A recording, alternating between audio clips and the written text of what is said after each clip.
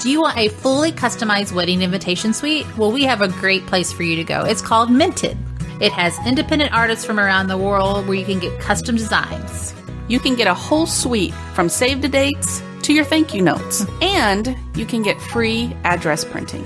Just go to fromringtoveil.com/minted.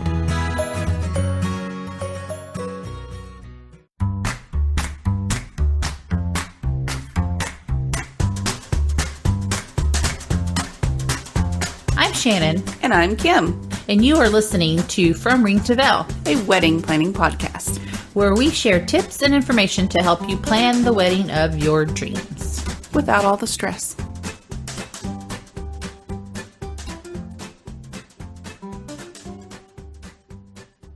Bridal Shower Etiquette, episode number 113. Are you subscribed to the show? If not, you need to be.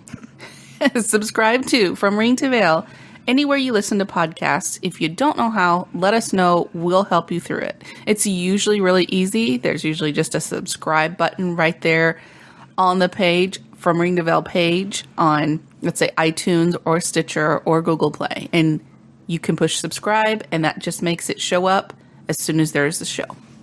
So if you don't want to subscribe on iTunes or Stitcher or an actual podcast app, you can go to our website, fromringtoveil.com, and click on the pop-up that pops up first page only. Put your email in there, and we'll send you an email every time we put out a new show or blog post. So it's March now. I know. Happy March. Ides of March. Well, Ides of March is the 15th, but it's coming up. So as we've told you before, we are going to one show per week. Yes. Every Friday. Every Friday. We are going to also be adding blog posts every week. Yes. At least one. At least one, maybe sometimes two. You might like it better if we give you 2 podcasts a week. You might love the blog post. You might hate them. Just let us know. This is all a trial and error thing. If you like it, let us know. If you don't, let us know. Email us, info@fromringtoveil.com, and give us your opinions. We received an awesome email from one of our listeners named Courtney. She was asking about bridal shower etiquette, like who hosts, what's the, what happens during them, just questions like that. Family members, roles, that kind of thing. So we're going to answer her email today. That's right. Thank you, Courtney. Who does host a bridal shower? I kind of feel like, firstly, it depends on your situation. Do you have parents? Are you doing this all on your own? Friends? Are you doing a small little wedding with bridesmaid, maybe one bridesmaid or 20 of them? It just depends on your situation. But there are proper etiquettes for all this. We bow down to Emily Post again. Yes. She is our go-to expert. Yes. On etiquette. Of course, she's not a real person anymore. Well, it's a company. She was. And I have to say, she did this all on her own. I know. I've listened to, again, Awesome Etiquette. I know I've said that before. And they talked about her past and how this all came about. And she did this all on her own. Just kind of took everything and compiled it and wrote it down so everybody would know what etiquette is supposed to be. Right. It's the Etiquette Bible. Yes. We bow down to Emily Post. We're very thankful for her, actually. She answers lots of our questions. She does. And I mean, it gets updated. I mean, the new people that run it, they're family members that own the Emily Post name. And so they update things to modern sensibilities and things like that. So it's not antiquated. These are up to date things. And it's a whole institute. And I know we're kind of getting off topic here, but if you want to look into it, they have classes, not just for you to learn how to eat at a table, but like business etiquette, and kids can enroll in classes and stuff. So it's a very thorough, thought out etiquette institute. Plus they have a podcast too. Right. So back to the hosting question. There you go. Who hosts the shower, Shannon? According to Emily Post, The maid of honor or bridesmaids are really not required to, but they can. So you can go to them. Family members, mothers, sisters, groom's mother, groom's sister, the bridal party, as I said. Those are who hosts traditionally the bridal shower. I mean, because if you think about it, who else would?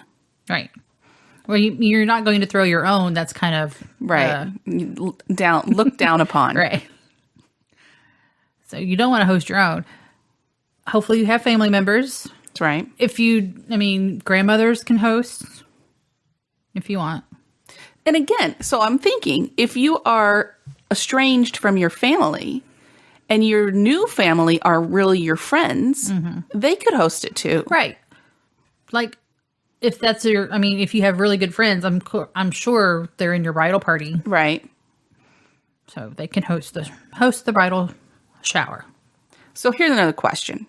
Is the hostess required to give the bride a gift? Yes. Yes. Yes, she hosts. She's paid some money to host this bridal shower, but that is not her gift. She is required to give you a gift. It's like using my presence is my present. Yeah. That's a no-no. Sorry, hostess. But you can let them, if they put in a lot of money. Right. You can let them off the hook. But sure. It is traditionally required that the host give a gift. Hostess. Or host. I guess it could be a host, right? Depending on who. Well, it's usually women. Different types of showers. That's right. So they should be, just in general, showers should be intimate gatherings. So close friends and family are the people who are invited. You wouldn't invite everybody that's coming to the wedding to your shower. And of course, you want to get the bride's advice and her wants and who she wants to invite before you just go ahead and invite whoever you think should be invited. Yes, please do. Because if Aunt Sally and Aunt Ruth are in a war, right, you don't want to put them in the same room together. Or the bride has a grievance with somebody else in the family or a friend. Right. She doesn't want them there because it will just ruin the occasion. Exactly. Be polite about it. Yes. Absolutely. Always be polite. Yeah. So when do you host a bridal shower? Well, according to Emily, right? 2 months to 2 weeks before the wedding. And I feel like 2 weeks is a little close. Yeah. So 2 months, a month. It's just, I guess because I'm trying to think about it. What happens is you're connecting with all these women that you probably haven't seen in a while. Mm-hmm. 2 weeks before the wedding is kind of pushing it. Like you're really busy at that point. Right. I would be a harried mess if you had a bridal shower. I guess if I didn't have to do anything, if I was the bride, I wouldn't have to do anything. I don't guess it would be bad. But right. Your evenings are taken up by favor putting together. If you're doing DIY stuff, you're doing DIY decor. So, you're in a rush those last 2 weeks before your wedding. It may be a good break. It could be. It could be a nice time to just unwind, even if it's a brunch on Sunday or Saturday. Yeah. I guess 2 weeks would be okay. But I just feel like that's not the optimal time. If you can, 2 months to a month before is what I'm saying. Also, another tip is shower guests should also be wedding guests. That's true. So you can't invite somebody to the shower and not invite them to the wedding. You can't? You can't. Yeah, that's kind of rude. Yes, I want your gift. I want your gift at my shower, but you're not invited to the wedding. Of course, as always, if you're having an intimate wedding or elopement or something like that, and that is planned, right, then yes, you can invite people that aren't, because they know that the wedding is either a destination wedding, or you're going to go elope or something like that. So. That's understandable. I still want to celebrate with you. I just can't have you at the wedding because we're just doing it small or whatever the instance is. Right. You can have multiple showers. That's true. But I would choose, personally, a different theme for each. Because you have a big house to fill. You don't need all kitchen stuff. Right.